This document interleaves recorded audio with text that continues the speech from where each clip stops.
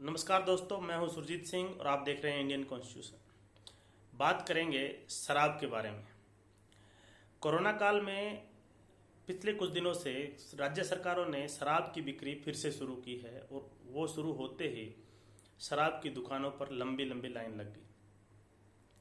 अब इस पर दो तरह के जो है रिएक्शंस लोगों के आ रहे हैं। एक तरफ से जो उसको सपोर्ट करते हैं वो कहते हैं कि भाई मंदी के टाइम में कोई तो ऐसा काम है जिसमें जो है अर्थव्यवस्था के रिवाइवल का ऑप्शंस दिखाई देता है। दूसरा ये है कि इसमें इतनी भीड़ इकट्ठी हो जा रही है कि जिसके चलते सोशल डिस्टेंसिंग का जो 1-1.5 महीने का एफर्ट था वो वेस्ट होता दिखाई दे रहा है। ऐसे ही जो दृश्य देखते हुए सुप्रीम कोर्ट में किसी ने जो है पीआईएल फाइल की और पीआईएल जब फाइल की गई तो उसकी हियरिंग पर सुप्रीम कोर्ट ने कहा कि जो है इसकी जो शराब की बिक्री को बंद करने से संबंधित कोई ऑर्डर नहीं देंगे, लेकिन राज्य सरकारों को चाहिए कि वो सोशल डिस्टेंसिंग का ध्यान रखते हुए या तो होम डिलीवरी या तो ऑनलाइन बिक्री का कुछ प्रावधान करने की कोशिश करें। ऐसा कहते हुए सुप्रीम कोर्ट ने उस पीआईएल को जो है डिस्पोज ऑफ कर दिया। अब हम अगर इसके बारे में कुछ कानूनन या कुछ केस लॉ या भारतीय संविधान के बारे में बात करें तो भारत के संविधान में शराब बिक्री या शराबबंदी पर क्या प्रोविज़न है। भारतीय संविधान में अनुच्छेद 47 और अनुच्छेद 48 ये दो ऐसे अनुच्छेद हैं जिस पर महात्मा गांधी की छाप सीधे सीधे दिखाई देती है। 47 जो है प्रोहिबिशन से संबंधित है, यानी कि जो शराब बिक्री या नशीले या मादक पदार्थों की बिक्री पर बंदी हो, इस तरह का प्रावधान करता है। और अनुच्छेद 48 जो है काउ स्लॉटर पर बैन हो, उसका प्रावधान करता है।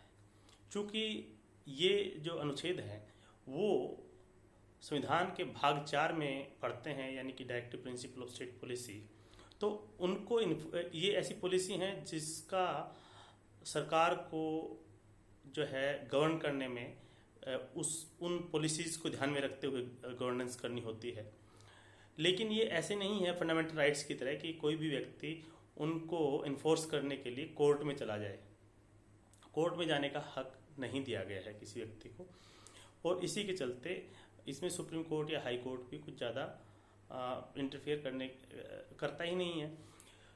लेकिन इसमें जो केवल बताया गया है कि भाई सरकारों को ये चाहे कि वो शराबबंदी रखें, लेकिन शुरू के सालों में कुछ स्टेट्स ने कोशिश की, लेकिन भारत में जो इस तरह की शराबबंदियां हुई, प्रोहिबिशन लॉ स्टार्ट हुए, वहाँ कोई बहुत अच्छे रिजल्ट नहीं आए। इसमें महाराष्ट्र में शुरुआत के दिनों में 1948 से 1950 के बीच में शराबबंदी रही। उसके बाद 1958 से शुरू हुई, तो फिर जो है महाराष्ट्र से गुजरात अलग हुआ, तो गुजरात में आज तक शराबबंदी चल रही है। हरियाणा में शराबबंदी 2-3 साल के लिए हुई, लेकिन जनता या जो उसके दूसरे ऑफशूट हैं उसके चलते वो वहाँ लंबा नहीं चल पाई। बिहार में आजकल के दिनों में जो है शराबबंदी चल रही है।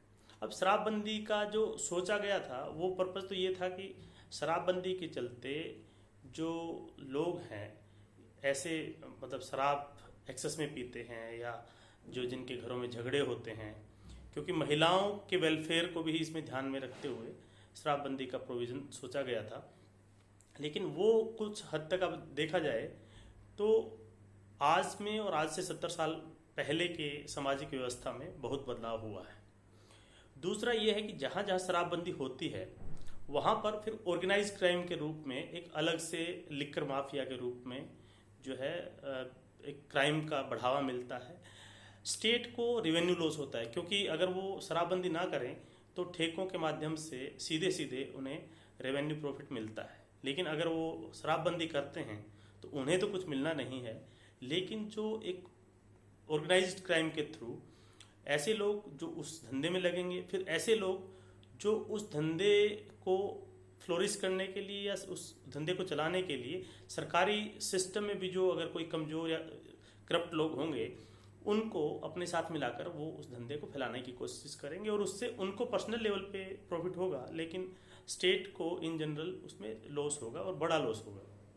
इसीलिए ज़्यादातर सरकारें, क्योंकि शराबबंदी में ऐसा है कि शराबबंदी करते हैं तो राज्य सरकार को पूरे तरह से उसका लॉस उठाना पड़ता है, लेकिन अगर शराबबंदी नहीं है तो जिन व्यक्तियों को चाहिए कि उन्हें नशा करना है, शराब पीनी है, तो वो ठेके से जाकर के शराब लेके आएंगे और उससे सरकार को फ़ायदा होगा। सरकार का कई बार इस तरह का भी जस्टिफिकेशन आता है कि इससे जो प्रॉफिट मिलता है, रेवेन्यू मिलता है सरकारों को, उससे फिर वेलफेयर के काम भी होते हैं।